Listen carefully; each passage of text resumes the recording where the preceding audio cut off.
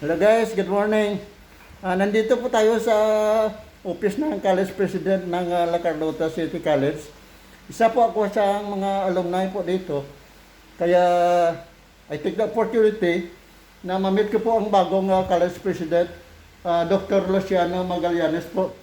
Kaya po, kinagagala ko, I'm very happy na I have this opportunity to interview Dr. Magallanes about the status of our city college. Continue the mission of the founder, no? The mission of the founders to produce graduates, no? To produce graduates, particularly in serving the poorest of the poor. That's the main mission of the college, to provide college education to the youth of Carlota City and neighboring communities. So we are working on that, and we see that though the college is struggling financially, yet slowly, no, we are growing. May mga building tayo na tinatayo, that is a 3-story building, and hopefully that will be completed next year. So that is to accommodate more students in the future. So at this time in a pandemic, so we are facing so much challenges, but then we are trying to cope up with the challenges, particularly our enrollment. We cannot deny that we will suffer as to the enrollment because many are affected, no, financially. So our enrollment is, of course, affected. The fact that the students are the one paying the tuition, and then and many are affected. Parents are affected. The livelihood is affected. So as a whole, no, we are really affected. But then I said, no, we are the college administration is trying on how to cope up all of these things. Now, nakaproblema tayo sa mga internet natin connection. Yet we're coming up, we are trying to establish our internet connectivity so that online mode of teaching would be materialized. Pero ang problem pa rin is our students. Though the college is trying to improve our internet connection, yet students still affected. They don't have computer, they don't have internet connection. So we are relying mostly on the modular module way of our teaching. We send modules to our students, and then and aside from modules, for those who have connection, so it's a combination between the online and the modular approach in our teaching. So with that, it seems quite difficult for us, but we are trying. No? So I always encourage, I always challenge our instructors that in spite of these difficulties, challenges that we are facing today, but we have to strive in order to achieve our mission, quality education. So that's it. No? So far, this is the second year, and we are supposed to end our school year 2020-2021, and we are about to begin another school year. And as of now, we don't have an assurance that we will have face-to-face. So then, still we are trying our very best, particularly that our services are not yet automated, and we're trying to implement that so that we would avoid the entry of students in campus. No? Okay, if we are automated, then it would be easier on students to transact with us, enrollment, payment, and any other transaction that we will be having with us. So hopefully we can improve our services and by the beginning of school year 2021-2022, I believe that everything is automated, and that way, I think services would be better than the previous. As of now, manual pa rin tayo, traditional, because, uh, our finances really are really affected. No? We know that ever since we depend on our collection, our tuition fee, so the more students that we have, the better for us. So in terms of programs, no, in terms of recognition, I would like to say that our college is already recognized by CHED, and our 13 undergraduate programs, 10 of them are already recognized, and we are working for the last 3 programs, because all programs since 2017 are required by CHED to undergo accreditation or recognition. So we are about to complete. So we are working, for our whatever be the deficiencies. We are still working for our remaining programs, and hopefully this year 2021 rather, we can comply all the requirements, and perhaps by next year 2022,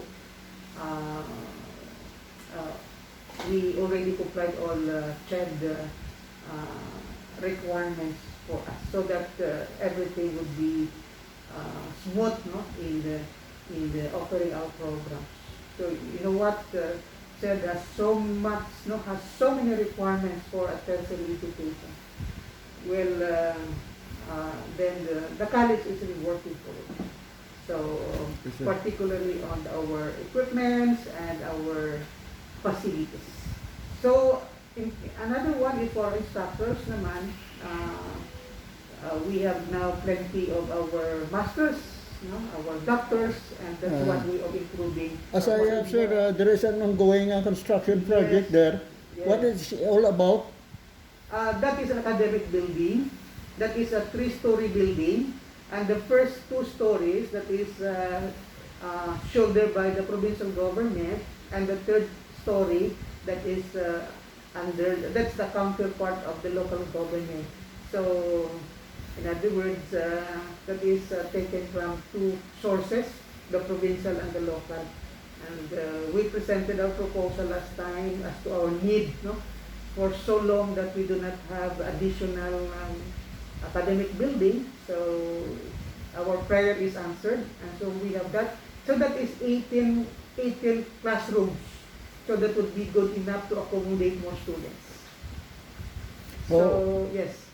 What about your Kubay campus? Well, Kubay campus, as of now, it is used as a training venue of the BGNP since last year. So that training will end this coming September 2021, and there was also additional classrooms there donated by or through the effort of our Congresswoman, no, Ferrer. So additional 2 classrooms, and everything there is maintained, no, by virtue of the presence of the training. That is a regional training. I mean, the training of the BGNP, 3 regions, trainees coming from the 3 regions, 6, 7, and 8, are there. They requested our board to utilize. Since we do not use that, so the board approved the request to be used momentarily by the BGNP. And at the same time, while they are using that, they improve our facilities, particularly our water system. They constructed the water system, including comfort room. So hopefully, when the training ended, so there is additional facilities at Kubay campus. DepEd has tentatively announced the opening of face-to-face classes on September 13. So, what can you say about that, sir? Yeah, I learned that this ed coming school year will start on September 13, but as to face, I doubt it will push through as no, as of this scenario of COVID, no, COVID pandemic. So for us, no, the tertiary, yeah, we are still given a leeway as to when we will start. So the CHED does not prescribe as to when we will begin. But based on our calendar, since we started late last year, we started October. Hopefully, we will start October also. But for the face to face, I am not really so sure. It's still very dangerous as of this time. But yeah, I understand that September 13 will be the beginning of the school year, opening of school year for deep ed. Is the City College ready for it? Well, we have to make some changes. Although there are schools that the chair approved face-to-face, but are very limited, particularly only to medical courses. But for us, if ever face-to-face will be resumed to all programs, I think there might be some changes, like for example, size of section, no? Instead of having 50 students per half, it may be reduced to maybe 25 or 30, so that the minimum number of students will be in a classroom. So perhaps that would be, so far wala pa naman ng mga instructions ng CHED. But if that happens, probably that's the case. But as of now, we are also implementing the health protocols, as required by the DOH, and also as required by our local government unit. Well, I'm glad that I provided just a little information for our alumni, but then just help us, no? Perhaps through prayers, help us that the Carlota City College would continue its mission. And I said we are facing so many challenges, and I believe that alumni, not only you would know what is going on, but alumni perhaps can help us in many ways. No?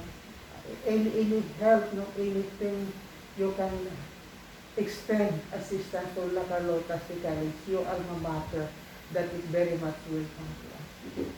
So perhaps prayer would be the first, and other thing you believe you can help your alma mater, that is welcome. You know, in other schools, alumni are really very strong that has done so much for the alma mater. So if the alumni of this college will be working, no, together, then I'm glad that our president, the president of the alumni, Gloria Tumulat, is also really very supportive to the program of La Carlota City College. So, as the college president, and that's my challenge to our alumni. No? Anything you can help us, please inform us. Maybe in your prayer and any other thing. The college is very, the college is glad to know that. So thank you very much for the opportunity. Sir, thank you very much for your precious time.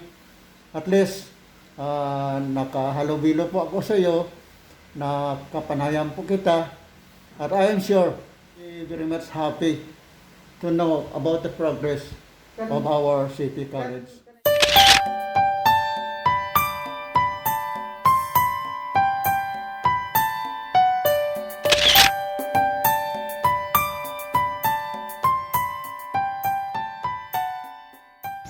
Katatapos lang po interview ang the new college president of the Carlota City College, Dr. Luciano Magallanes.